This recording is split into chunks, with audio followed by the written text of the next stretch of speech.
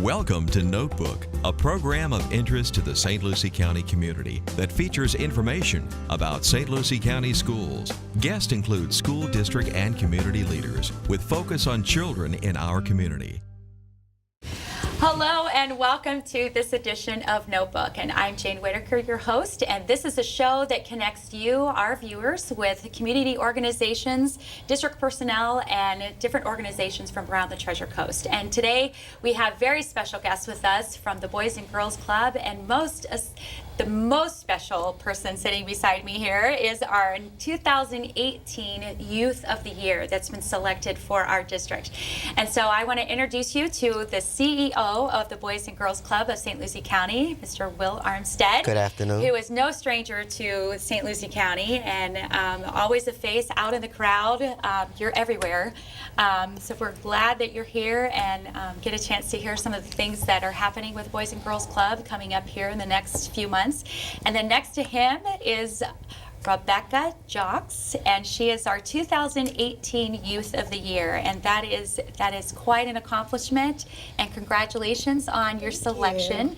And we're going to talk a little bit today about what it's like to be the Youth of the Year and kind of the selection process. I know there's a lot behind that, how you came to be selected as the Student of the Year, and what a marvelous role model you are for kids to get a chance to follow in your footsteps. So we're going to find a little bit more out about you here in just a few minutes, but we're going to talk to Will here for a second.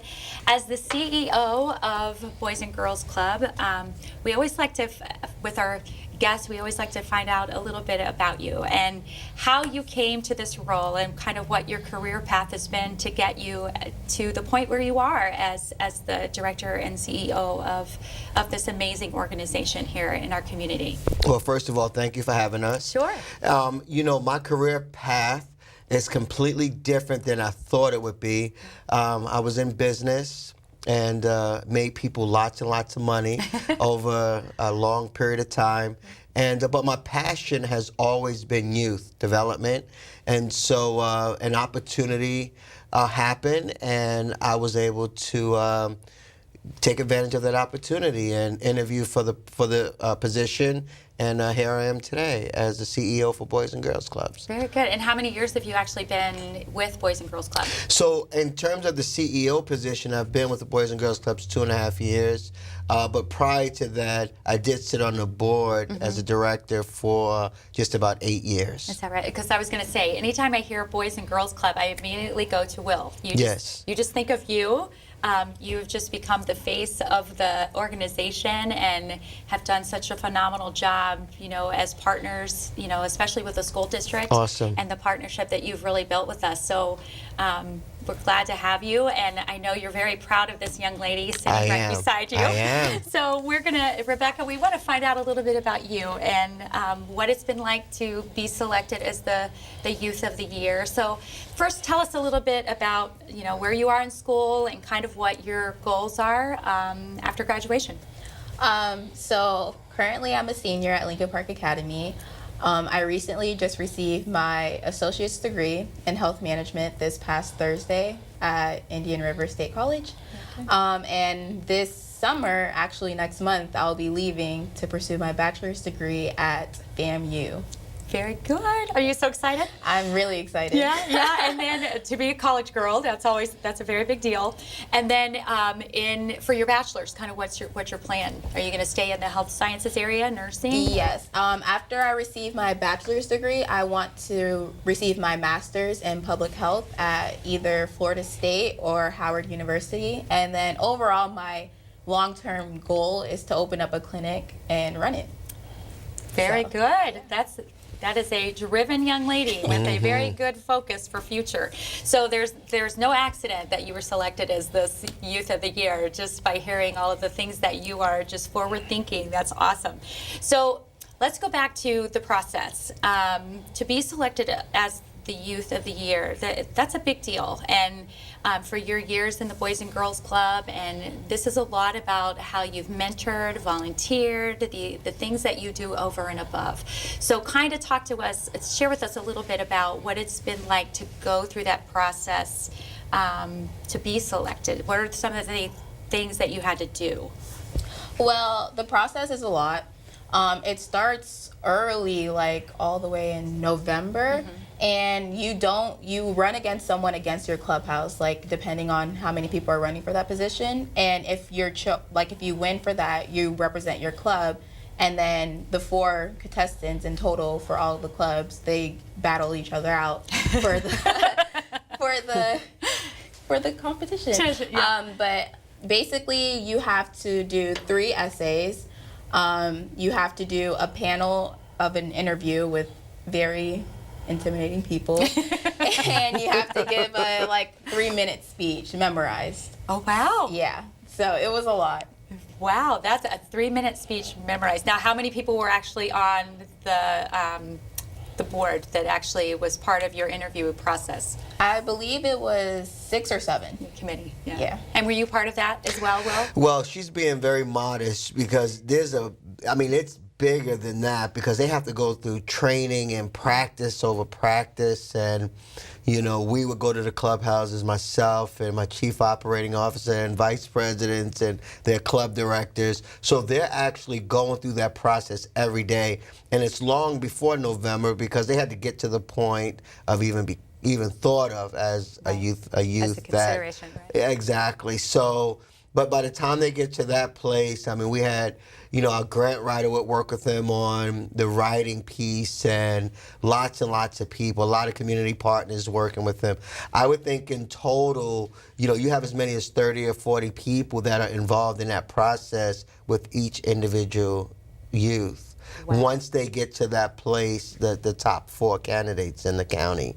So it's a very rigorous, opportunity. But when they get it, they earned it and deserve it. Right. No surprise there. Yeah. So before we started the show, you said a part of this was actually interviewing with Dr. Massey, who is president of IRSC. Tell us what that was like. That was my first time being interviewed, in front of a big TV screen. I messed up a lot. It was very intimidating and nerve-wracking, but it was a great experience. Sure. And he was very nice. No, he's super nice. And when you actually did your interview, were the other people that you were competing against in there as well, or was it just you and Dr. Massey, just like an individual type of interview? How did that work? No, the other 3 contestants were also in the room, so each time we took turns of whoever was going up to go speak to Dr. Massey. Right. Well, if you have that under your belt and you've got a TV show under your belt, I told you before the show, this is your first of many, so I can see great things in the horizon for you. So you also talked about that there's a state competition, so you actually compete against your peers here in St. Lucie County. Then does it go to a district? To a state competition. All right, so the Sarasota competition is kind of the next step. So you just completed that. Yes. So talk to us about that. That is a very big deal. That's statewide. Yes. So I recently just went to Sarasota to compete in the state competition. Unfortunately, I didn't make it to regionals, but the experience that I received there was phenomenal, and all the different people I met from all over Florida were very nice, and it was a great experience overall. And what would you say was the most memorable part of it? What was your biggest takeaway? The biggest takeaway was probably after the competition ended and we had a party for all the contestants, and everyone was still so friendly to each other, even though we didn't win. But it was just it felt like we were family and we just met each other 2 days ago. A lot of like-minded kids, yes. That are, focused and are just about, changing and influencing their community, and to be with kids that are similar to you and have that same outlook, I wouldn't expect anything differently. So that's awesome. So tell us how the Boys and Girls Club has really influenced your life. When did you actually start in Boys and Girls Club? How old were you? And just tell us a little bit about how that's influenced you. So I started Boys and Girls Club when I was around 14. It was my freshman year. I actually was kind of forced to go to Boys and Girls Club. My mom, she enrolled me in it because I was basically in trouble and being a terrible example. Not making good choices. Yeah, basically not making good choices. Yeah. So she thought Boys and Girls Club was a good idea to put me in, and she was right. Boys and Girls Club, the people that I met there, the mentors and everything were very influential. I was a person who dealt with self-hatred, but I met mentors there who taught me how to love myself, and people there who I consider family even. And it was just a great experience overall. And just to really build your self-confidence. Yeah, exactly. And to see how very special you are. And, you know, just knowing a lot of the team that works with you directly will, you know, just how their vision and mission for making a difference in this community with our kids is, That's right. you know, you do that every day. And your whole team always just reflects how special these kids are. And, you know, to hear one of you, you know, coming out and sharing that and what a difference it's made for you, what an influence that's going to be for so many other kids too. So that's really special. So which club did you actually attend? I attend the Chuck Hill unit. Okay. And that's in Port St. Lucie. And then tell us some of the activities that you guys would have, you know, maybe over the last few months that you guys participate in as participants. Well, we do activities like, you know, college tours where we take some of the teens and we explore different colleges throughout Florida. We also have programs like Smart Girls, which helps girls with self-esteem, which was one of the main programs that helped me build my self-confidence up again. We also have the Keystone program, where it involves the teens, and we basically volunteer throughout our community and help build leadership. So did you actually get to serve as one of the mentors for the Smart Girls, like after you kind of went through the program yourself and then you become a mentor yourself as well? Yes. Yeah. So we're trying to start the Smart Girls program for the younger girls. We want to start at such a young age, because it's not just teens who are battling through insecurity and stuff. So we want to start it at a young age, and our teen director wants some of the older girls who went through the program to be the ones who lead those programs for the younger girls. Right. And then you always have that opportunity to always come back, you know, when you've got college breaks or summer break, you know, you know, that I'm sure they would, you know, always love having you back there and, you know, providing mentorship to young kids, which is wonderful. And tell us your best memory of Boys and Girls Club. My best memory would probably have to be the college tour, because I've never been on a college tour until I came to Boys and Girls Club. I never had the luxury of ever going to visit so many different colleges in Florida, and especially because I was a junior that year and I didn't really know what school I wanted to go to. So like being able to see the different schools and what they can provide for me was an amazing experience. Now, do you have siblings as well that are part of the Boys and Girls Club? No. I have two older sisters. They're both in college, but my brother, we are involving him in the Boys and Girls Club. Is that right? And how old is he? He is now 15. 15? Yes. Very good. So we might have another Youth of the Year following behind you. Yeah, which would be good. You could give him some tips. Exactly. Yeah, which is awesome. So we just want to congratulate you. It's such an honor, and you know, it just is a reflection of who you are and who you've become and what's around the corner for you. And it's exciting to know that an organization like this is able to change the lives of kids. And Will, you and your team, again, you know, all that you do. Just during the show, I just really want to kind of hit some of the important points of, you know, what are some of the things that are coming up and how parents can get involved with Boys and Girls Club. I know, you know, when you said, I didn't start until I was 14, you know, there are opportunities for kids to start at much younger ages. So we want to just make sure that families that are listening know what's available to them.